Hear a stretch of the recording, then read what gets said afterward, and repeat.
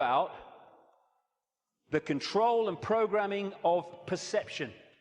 That's the only way the few, and it is a few compared with the global population, that the billions can be controlled.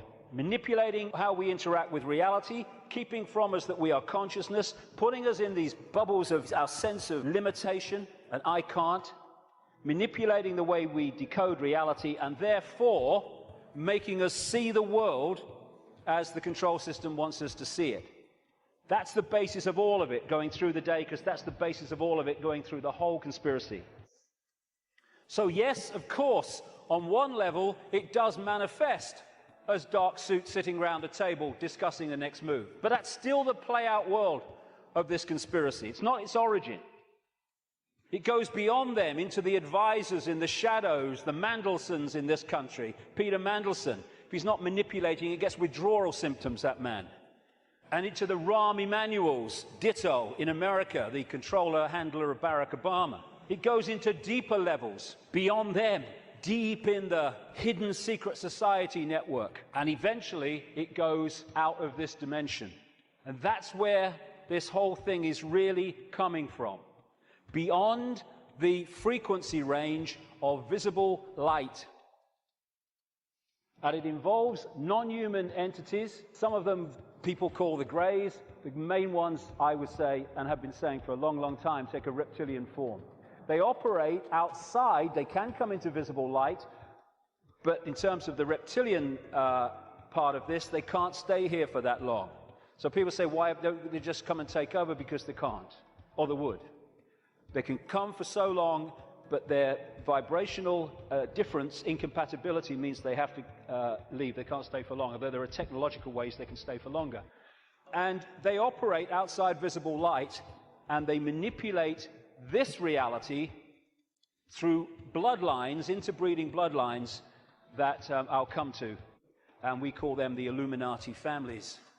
So, we operate within visible light, but outside of that, sharing the same space, is infinite other worlds and realities. And if a so-called UFO comes into this reality, because it's coming into visible light from where we cannot decode, it just seems to appear out of flipping nowhere. Because what it's done, it hasn't actually come in, it's just changed its vibrational state to resonate with invisible light, and it's like, it came out of nowhere. And then how often do you see it? Honestly, mate, there was this bloody UFO, and it disappeared just in front of my eyes. What are you on, mate? You on the pop or what? What it's done is increased its vibrational resonance to go beyond on visible light, therefore, to the observer, it disappears. It hasn't disappeared at all. It's left visible light. And this range of frequency we call our world is being manipulated from vibrational frequencies beyond it. And Satanism is a network within visible light that interacts with these reptilian entities in various ways I'll get to before the end of the day. Places or areas of the heavens that come up, Orion comes up again and again in relation to these reptilians. And in terms of non-human visitations, so does the Pleiades, so does, in terms of the reptilians, area of the heavens they call the Draco constellation, which appropriately, coming through the word derivations, brings us draconian. And of course, draconian laws are the Orwellian laws coming in. Very, very appropriate. Sirius is involved as well. So, won't be able to get into this today, and there's a lot more to know anyway, but so is what happened to Mars, is all involved in this story, how it became the devastated place it was, but it is, but wasn't before. And when I talk about these areas of the heavens, I'm not necessarily talking about those places with invisible light, because just as we are multidimensional, so planets and stars, etc., are multidimensional. And just as a planet might be devastated within visible light, it's not necessarily devastated on other vibrational frequency levels of itself, because the Earth too operates in visible light, but also multi-levels, like everything else. Another major part of this story is that when these reptilian entities started intervening, they manipulated human genetics through interbreeding, not necessarily physical interbreeding, interbreeding through technological methods, and also changing human form by changing the messages, the information, I'll come to this before we finish this section, that the DNA is picking up. And through that, you can change a form by changing the information the DNA is picking up. And it's no accident that humans have massive, fundamental reptilian genetics. This part of the brain, which scientists call the R complex or the reptilian brain, will be very, very important as we go through this second part of the day, because it's fundamental to how human behavior and human perception is manipulated to see the world as we currently see it. This interbreeding is talked about and recorded all across the world in the ancient accounts. Of course, I guess because it's the Bible, the best known is this section from Genesis. There were giants in the earth in those days, and also after that, when the sons of God came unto the daughters of men, and they bare children to them.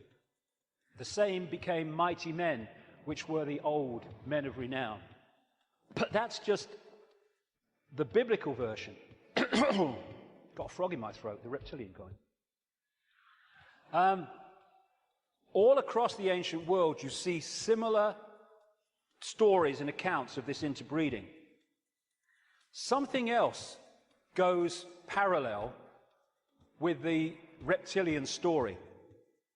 Again, not just in the Bible with the Garden of Eden and all that stuff, which of course the serpent was dominant, but across the ancient accounts. And that is the connection between the reptilian intervention and what we call the fall of man. And again, this is universal.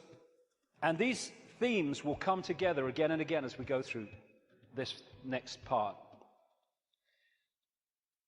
The ancient accounts, again, we're talking that part of the Yuga cycle, which they call the Golden Age, talk about the fact that there was a time when humans were so unbelievably different to how we are today. They were connected to higher levels of consciousness. They were in this world, but they were certainly not of it. They were capable of incredible feats, and they lived what we would call impossible lengths of time in terms of age. And then there was a sudden change, the fall of man, as it was called. What I call this is the schism. There was an energetic schism at the level of the metaphysical universe, the waveform-based information construct, and that, as it was decoded through into this holographic reality, obviously mirrored in the holographic play-out world the schism in the information construct. And this is a portrayal of that, a symbolic portrayal of that. Anything that happens here gets decoded through to there, and this is where the schism happened. It was like a distortion in the information. Thanks, mate. Cheers. You put the gin in, right?